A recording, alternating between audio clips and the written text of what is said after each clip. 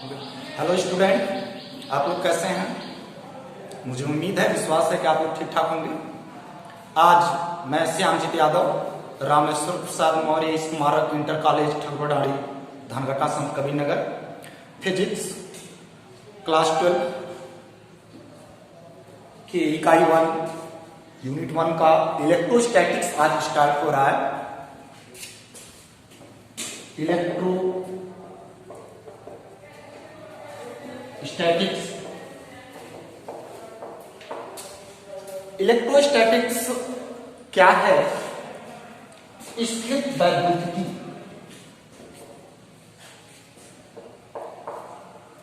स्थिर वैद्युतिकी,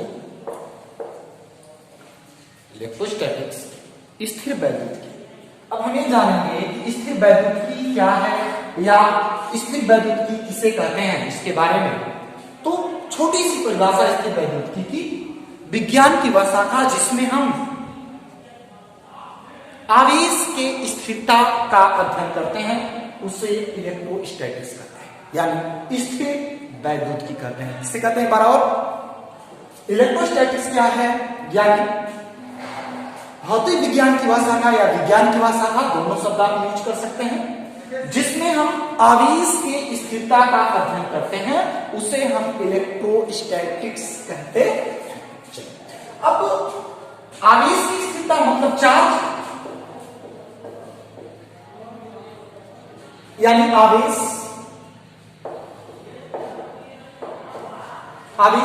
यानी electric charge.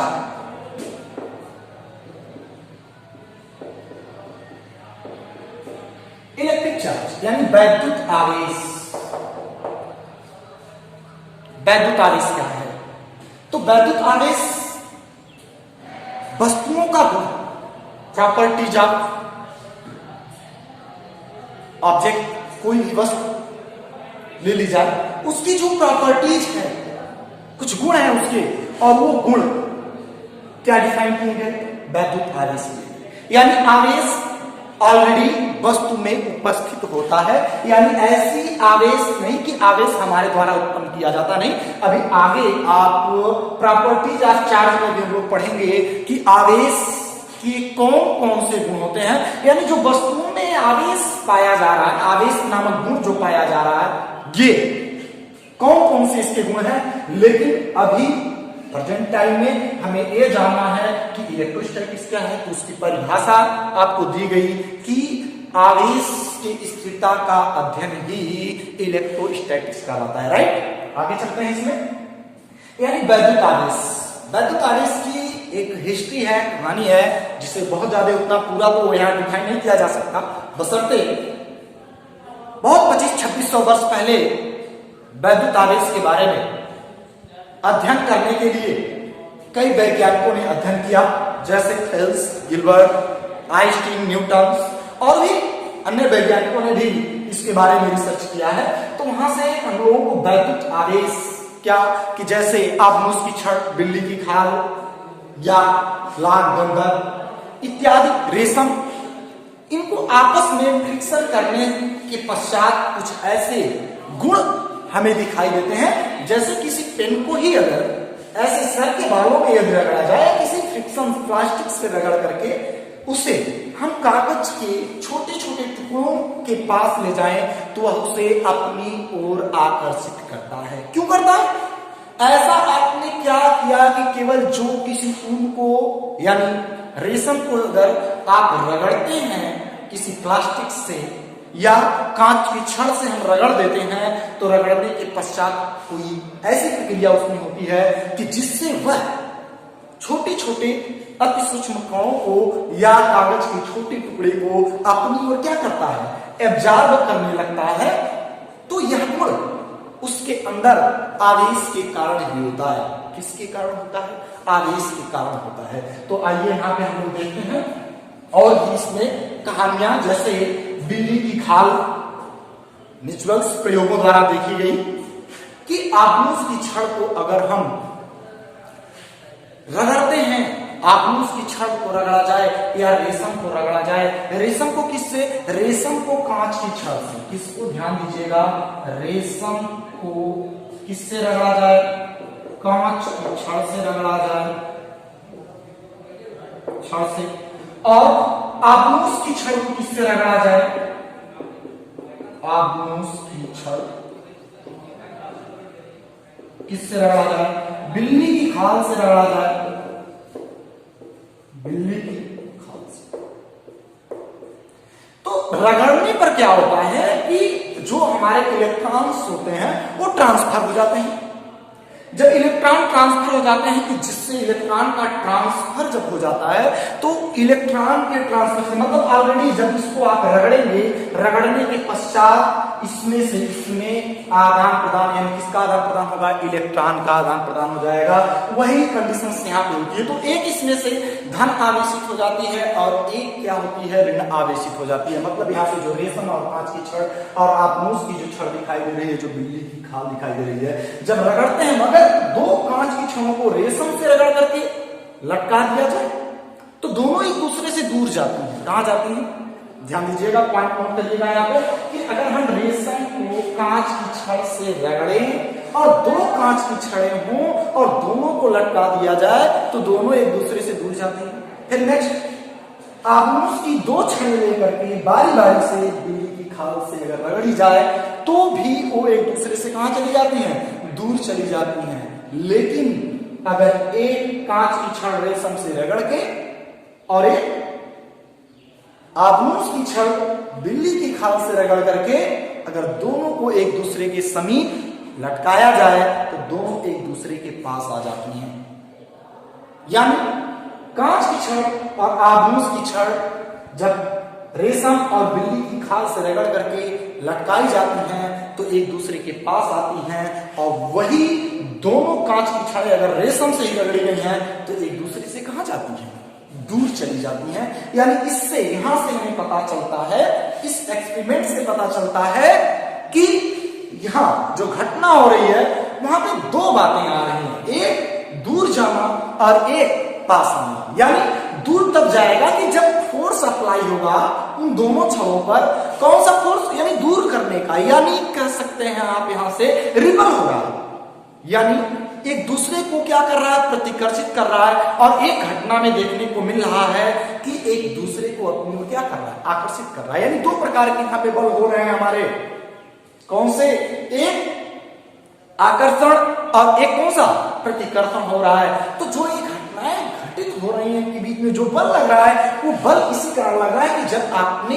इसको क्या किया, फ्रिक्शन किया, फ्रिक्शन करने से ये क्या हो गई, आवेशित हो गई। आवेशित मतलब उसमें इलेक्ट्रॉन आ गया, क्या आ गया, इलेक्ट्रॉन। और जब इलेक्ट्रॉन आ गया तो क्या हो गई, आवेशित हो गई। और उस आवेश के कारण इसमें दो बल आए। क्यों, क्योंकि आवेश इससे स्पष्ट हो रहा है कि चार्ज जो है आपका वो दो प्रकार का है। कितने प्रकार का, ये चार्ज दो प्रकार का, एक तो आपका पॉजिटिव चार्ज है और दूसरा एक कौन सा है, नेगेटिव चार्ज है। यानी एक इससे स्पष्ट हुआ कि धन आवेश होता है और एक ऋण आवेश होता है। कितना होता है, यानी आवेश दो प्रकार के होते हैं। यानी अब चार्ज कितने प्रकार का होता है, चार्ज दो प्रकार का। यानी आवेश कितने प्रकार का है, दो प्रकार का। पहला कौन सा है, पॉजिटिव, और एक कौन सा है आपका, नेगेटिव। दो चार्ज हो गए आपके। अब दोनों में, यानी जो एक आपके पास पॉजिटिव चार्ज है और एक आपके पास में कौन सा चार्ज है, नेगेटिव चार्ज है। अब जब एक नेगेटिव चार्ज और एक पॉजिटिव, यानी एक धन आवेश और एक ऋण आवेश, यानी हम वस्तुओं को कब कहेंगे धन आवेशित और कब हम कहेंगे वस्तुओं को ऋण आवेशित। तो पहला पॉइंट, जैसे मेरे पास यहाँ पे एक कोई वस्तु है और इसमें इलेक्ट्रॉन्स जो है आपके ये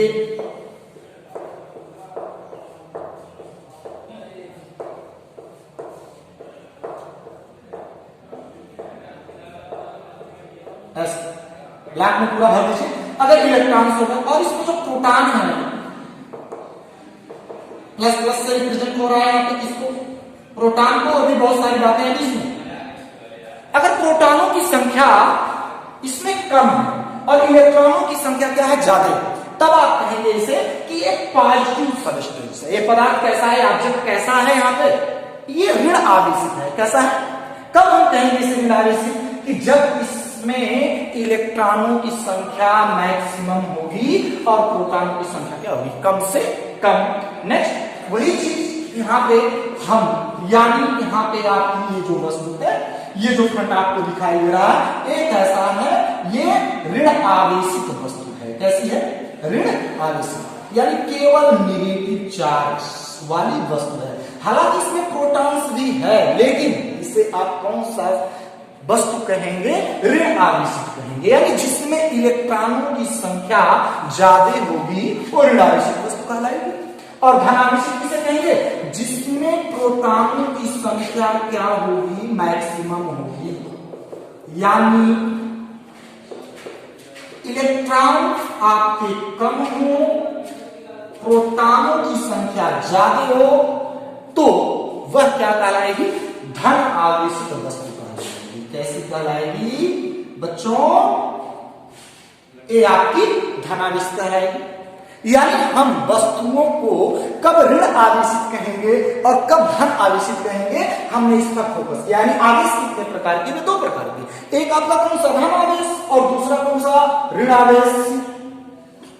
तो हम वस्तु को कब कहेंगे धन आवेशित और कब कहेंगे ऋण आवेशित? पहला पॉइंट है आपको दिख रहा है, धन आवेशित वस्तु। कैसे धन आवेशित वस्तु है? क्योंकि इसमें इलेक्ट्रॉन की संख्या ज्यादा है और प्रोटॉन की संख्या कम है, तो इसे हम क्या कहेंगे? ऋण आवेशित वस्तु। और जब इस ऑब्जेक्ट में हमारे प्रोटॉन्स ज्यादा होंगे और इलेक्ट्रॉन्स की वह संख्या कम होगी, तो इसे हम क्या कहेंगे? धन आवेशित वस्तु कहेंगे। नेक्स्ट आते हैं प्रॉपर्टीज ऑफ चार्ज पर। किस पर?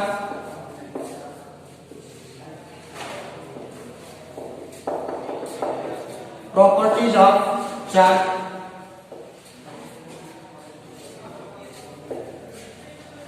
प्रॉपर्टीज ऑफ चार्ज का नंबर 1 पहला, यानी आवेश के गुण। आवेश का गुण क्या होता है? अगर आवेश किसी भी निकाय में, कोई सिस्टम, और उस सिस्टम में निकाय में आवेश जो है Q1, एक सिस्टम है मेरे पास, सपोज दैट यहां पे Q1, Q2, Q3, Q4 ऐसे आवेश हैं। सर्टेन पॉइंट, अब इस निकाय में जितने भी आवेश आपके उपस्थित हैं, ये इन टोटल का योग इस सिस्टम में उपस्थित कुल आवेश के मान के क्या होंगे? इक्वल होंगे। जैसे Q equal to Q1 plus Q2 plus Q3 plus Q4। कितने आवेश हैं? 4। यानी Q इक्वल टू कितना हो गया? Q1 plus Q2 plus Q3 और प्लस Q4। मतलब किसी सिस्टम में अगर आवेश आपका डिस्ट्रीब्यूट है, तो उसका टोटल सम, टोटल एड जो योग होगा, वो आपकी Q आवेश की वैल्यू के मान के क्या होगा? बराबर। यानी संपूर्ण इस सिस्टम का चार्ज कितना होगा? Q, और Q इक्वल टू कितना होगा? Q1 plus Q2 plus Q3 plus Q4। यानी एक प्रॉपर्टीज यानी ऐड करने की आपकी मिली, बशर्ते और भी, यानी एक पॉइंट 1 था। दूसरा पॉइंट आपका क्या होगा? आवेश के गुण में, यानी आवेश को न हम उत्पन्न कर सकते हैं और न ही आवेश को हम नष्ट कर सकते हैं, यानी जिसे आप आवेश संरक्षण सिद्धांत के नाम से भी जानते हैं। यानी ना ही आवेश उत्पन्न किया जा सकता है और ना ही आवेश को नष्ट किया जा सकता है। क्या किया जा सकता है? बॉडी टू बॉडी ट्रांसफर किया जा सकता है, यानी एक वस्तु से दूसरी वस्तु में इसका स्थानांतरण किया जा सकता है, लेकिन इसे उत्पन्न नहीं किया जा सकता है, इसे नष्ट नहीं किया जा सकता है। ये दूसरा पॉइंट हो गया आपका कि आवेश को न ही उत्पन्न कर सकते हैं और न ही नष्ट कर सकते हैं, अर्थात आवेश संरक्षित रहता है। तीसरा पॉइंट आपका क्या होगा? दूसरा पॉइंट ये हो गया। तीसरा पॉइंट, आवेश को विभाजित नहीं किया, मतलब आवेश को हम विभाजित किस रूप में कर सकते हैं और किस रूप में नहीं कर सकते हैं। यानी आवेश पूर्ण गुणज के रूप में किसी भी वस्तु एनी बॉडीज, किसी भी वस्तु में जो आपका चार्ज पाया जाता है वह आवेश पूर्ण गुणज के रूप में पाया जाता है। जैसे किसी बॉडीज में आवेश पूर्ण गुणज में पाए जाते हैं। आवेश किसी वस्तु में पूर्ण गुणज के रूप में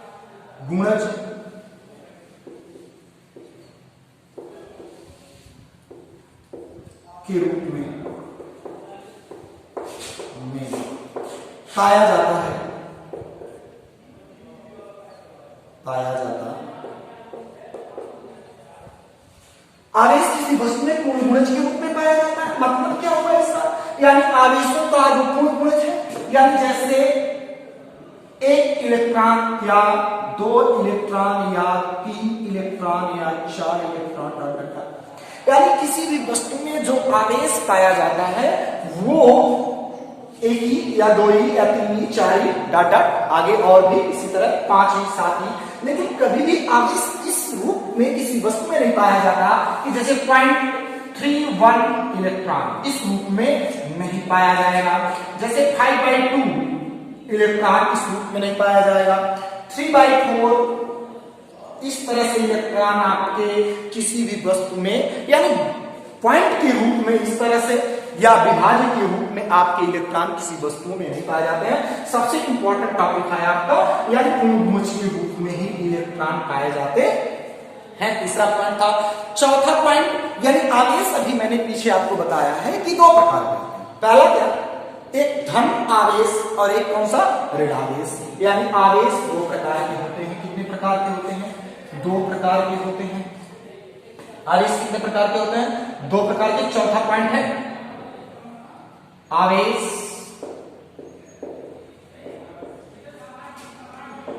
2 प्रकार के होते हैं।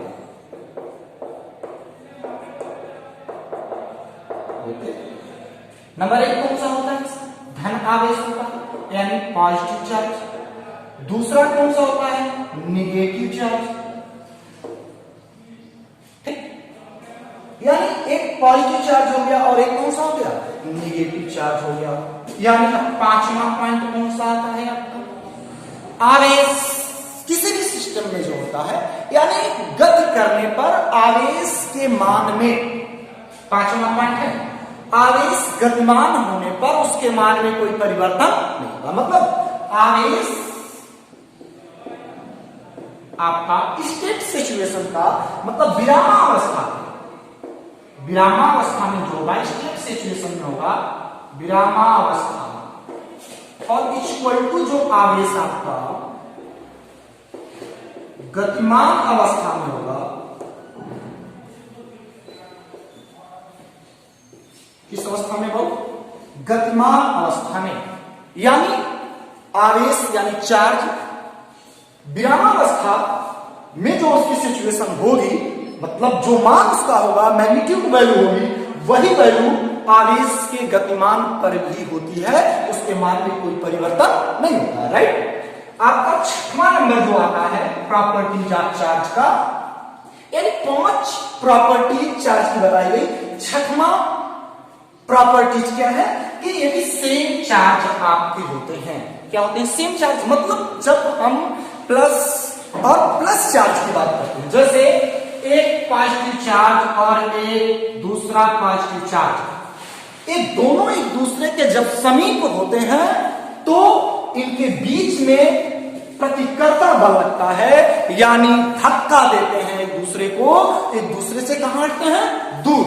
और इसी में अगर हम एक निगेटिव चार्ज लें और किसी के पास एक और नेगेटिव चार्ज आ जाए तो भी ये क्या करते हैं, रिपल करते हैं। मतलब सेम चार्ज कहा जाए तो रिपल, और यदि अपोजिट चार्ज कहा जाए तो लाइक करते हैं उसे, यानी एक दूसरे को अपनी ओर अट्रैक्ट करते हैं, पसंद करते हैं। किसको, अपोजिट चार्ज को, यानी विपरीत प्रकार के आवेश को। और अगर वही कहीं सेम चार्ज होगा, कोई भी हो, चाहे वो माइनस माइनस हो, चाहे वो प्लस प्लस, यानी चाहे इलेक्ट्रॉन हो, केवल इलेक्ट्रॉन से तो प्रतिकर्षित कर देगा। प्रोटॉन है तो भी एक दूसरे को क्या करेगा, प्रतिकर्षित कर देगा।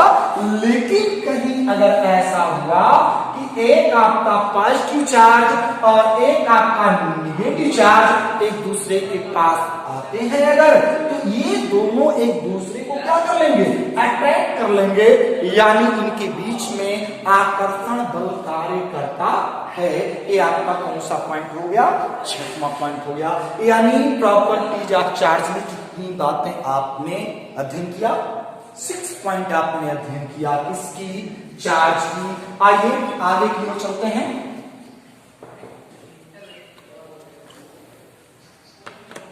यानी अब तक हम लोगों ने जाना क्या, चार्ज के गुण। अब चार्ज की दो बातें और जानते हैं। हमारे पास एक परीक्षण आवेश होता है और एक स्रोत आवेश होता है। यानी जो अभी आपने आवेश दो प्रकार का अध्ययन किया कि एक धनात्मक आवेश होता है, एक ऋणात्मक आवेश होता है। लेकिन अब कुछ और चीजें क्या, कि एक आपके पास कौन सा सोर्स चार्ज यानी स्रोत आवेश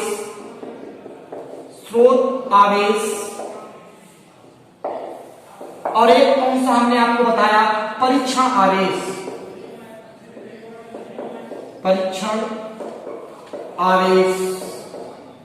यानी स्रोत आवेश क्या है और परीक्षण आवेश क्या है, इसे जाने।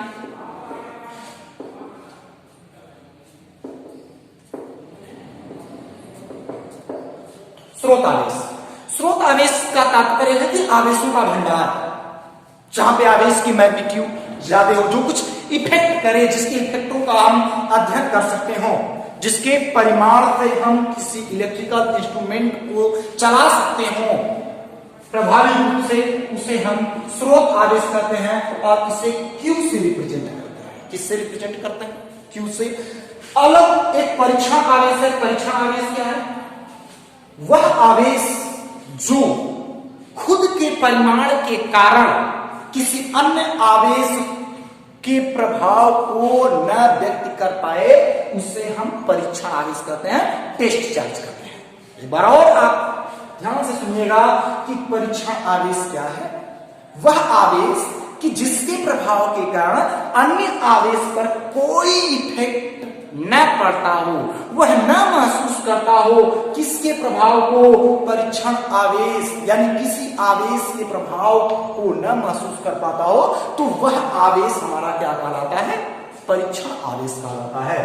यानी इसे Q0 से रिप्रेजेंट किया जाता है, या Q0 कहते हैं इसे, किसे, यानी Q0। दोनों में डिफरेंस जानना अति आवश्यक है। जैसे हम आपको बता दें, अभी आगे हम लोग पढ़ेंगे इलेक्ट्रिक फोर्स, वैद्युत बल। तो जो एक यहाँ पे Q, ये स्रोत आवेश है हमारा। अब इसके सराउंडिंग यदि कोई अन्य चार्ज आता है, जैसे एक Q1